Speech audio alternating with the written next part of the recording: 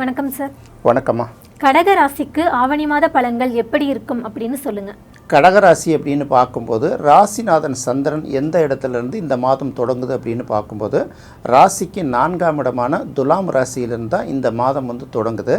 அதனால் துலாம் ராசி சுவாதி நட்சத்திரத்துலேருந்து சந்திரன் தொடங்குறதுனால ராசிக்கு 4ஆம் இடம்ங்கிறதுனால கடகராசிக்காரர்கள் எங்கே இருந்தாலும் சொந்த ஊரில் இருந்தாலும் சரி வெளியூரில் இருந்தாலும் சரி தாயை பற்றியும் தாய்நாட்டை பற்றியும் பிறந்த ஊரை பற்றியும் வசிக்க இடத்தையும் பற்றியும் அதிகமாக அவர்களுக்கு மனசில் எண்ணங்கள் வந்துக்கிட்டே இருக்குங்கிறதான் ஃபஸ்ட்டு அவங்க தெரிஞ்சுக்கணும்.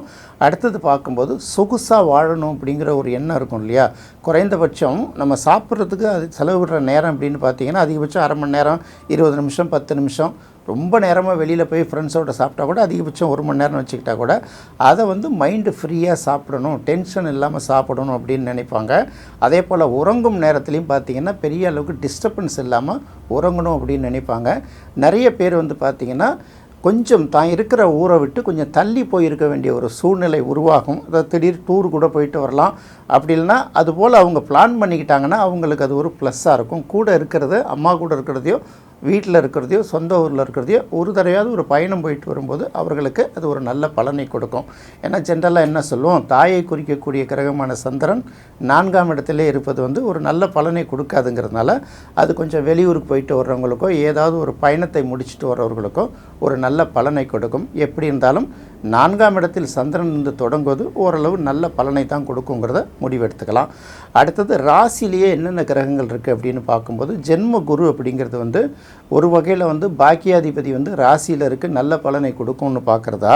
குரு இருக்கிற இடத்த ஓரளவு டிஸ்டர்ப் பண்ணும், பார்க்குற இடத்த தான் நல்லது பண்ணும் அப்படின்னு சொல்லுவாங்கல்ல. அந்த அடிப்படையில் பார்க்கும்போது 4ஆம் இடத்துல இருக்கக்கூடிய குரு உடல்நிலையில் சின்ன சின்ன கோளாறுகளை உருவாக்கி கொடுப்பதற்கு ஒரு வாய்ப்பு இருக்குது.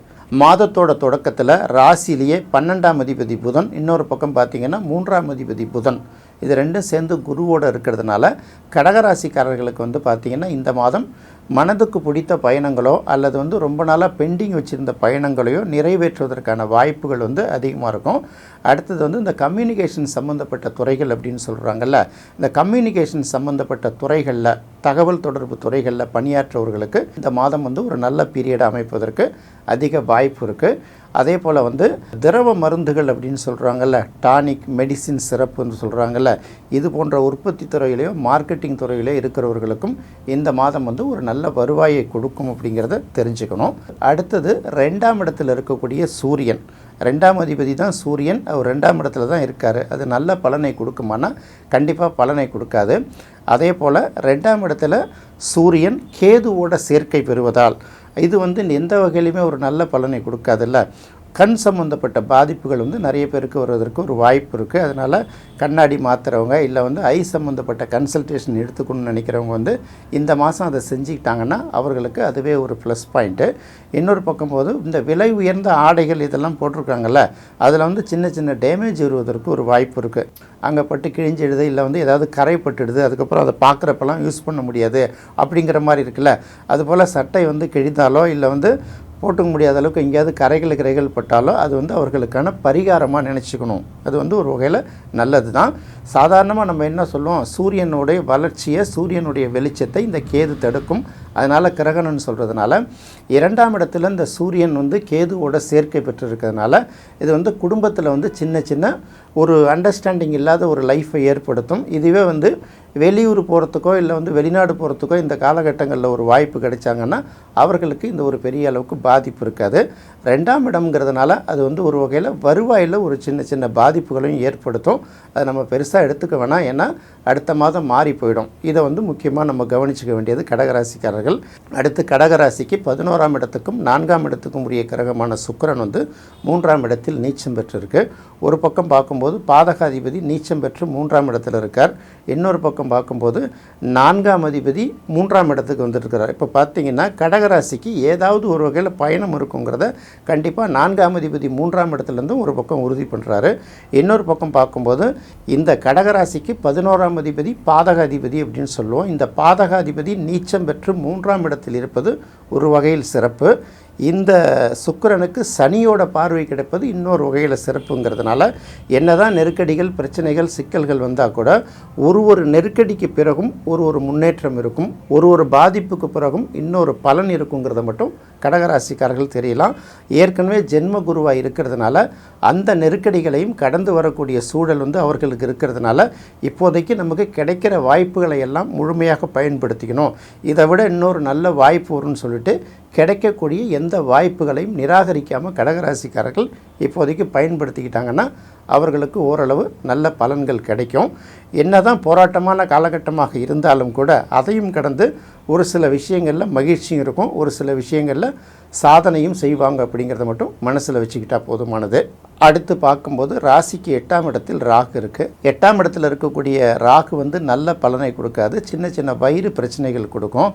அது கூடுமான வரைக்கும் பார்த்திங்கன்னா சாப்பிட்ற சாப்பாடு ருசியாக இருந்தால் போதும்னு மட்டும் பார்க்காம இந்த சாப்பாடு நம்ம உடம்புக்கு ஒத்துக்குமா, இந்த நேரத்தில் இதை சாப்பிட்லாமா, இதையெல்லாம் யோசித்து அதுக்கு தகுந்த மாதிரி பிளான் பண்ணாங்கன்னா அந்த 8ஆம் இடத்து ராகுவால் கிடைக்கக்கூடிய அந்த நெருக்கடியான விஷயங்கள் பாதிப்பான விஷயங்களை விட்டெல்லாம் அவாய்ட் பண்ணி வருவதற்கு ஒரு முக்கியமான வாய்ப்பு இருக்குது.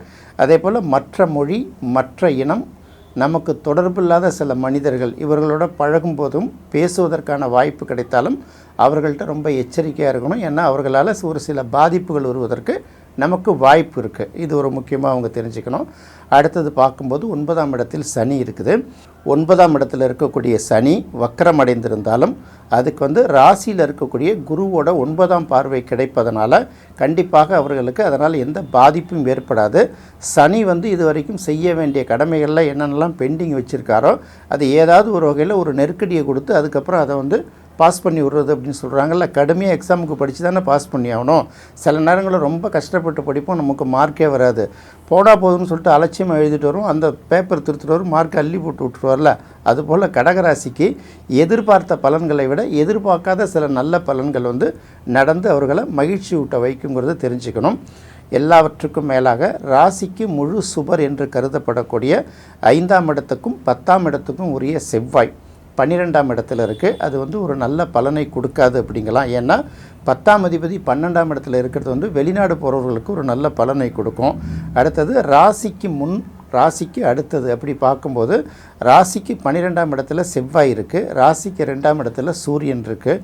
ரெண்டு பக்கமே பாவக்கிரகங்கள் இருந்தால் கூட இந்த சூரியன் செவ்வாய் கூடவே கேதுவும் இருக்கிறதுனால மருத்துவம் சம்பந்தப்பட்ட சின்ன சின்ன செலவுகள் ஏற்படுவதற்கு ஒரு வாய்ப்பு இருக்குது. அடுத்தது மருத்துவத்துறையை சார்ந்து பணியாற்றுறாங்கல்ல அவர்களுக்கு இது ஒரு நல்ல பலனை கொடுக்கும். அதே போல் இந்த விளையாட்டுத்துறை இராணுவம் இந்த மாதிரி துறைகளில் இருக்கிறவங்கெல்லாம் அவர்களை திறமையோட காட்டி மேலே வருவதற்கு அவர்களுக்கு ஒரு வாய்ப்பு நல்லா இருக்குது. இவர்களை பொறுத்தவரை இந்த மாதம் நல்லா இருக்கணும் அப்படின்னு நினச்சாங்கன்னா சுவாமிநாதர் அப்படிங்கிற பெயரில் உள்ள முருகனை வழிபட்டுட்டு கூடவே விநாயகரையும் வழிபடுவது இவர்களுக்கு ஒரு நல்ல சிறப்பான பலனை கொடுக்கும்.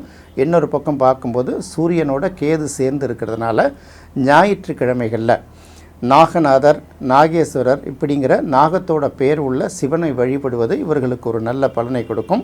எல்லாருக்கும் சொல்கிற மாதிரி சனி சுக்கிரன் சம்மந்தப்படுவதனால இவர்கள் முடிந்தவரை வெள்ளிக்கிழமை அல்லது சனிக்கிழமைகளில் எள்ளுருண்டை சாப்பிட்டாங்கன்னா அவர்களுக்கு வரவேண்டிய பணம் சேருங்கிறது மட்டும் கடகராசிக்காரர்கள் இதை கவனமாக கடைபிடிச்சா போதுமானது. கடகராசிக்கு ஆவணி மாத பலன்கள் எப்படி இருக்கும், அவர்கள் என்ன வழிபாடு செய்யணும் அப்படின்னு தெளிவாக சொல்லியிருக்கீங்க சார். ரொம்ப நன்றி சார். நன்றிம்மா. நேயர்களே, கடகராசிக்கு ஆவணி மாத பலன்கள் எப்படி இருக்கும் அப்படிங்கிறத இந்த நிகழ்ச்சியில் பார்த்தோம். சிம்ம ராசிக்கு ஆவணி மாத பலன்கள் எப்படி இருக்கும் அப்படின்னு அடுத்த நிகழ்ச்சியில் பார்ப்போம். நன்றி, வணக்கம்.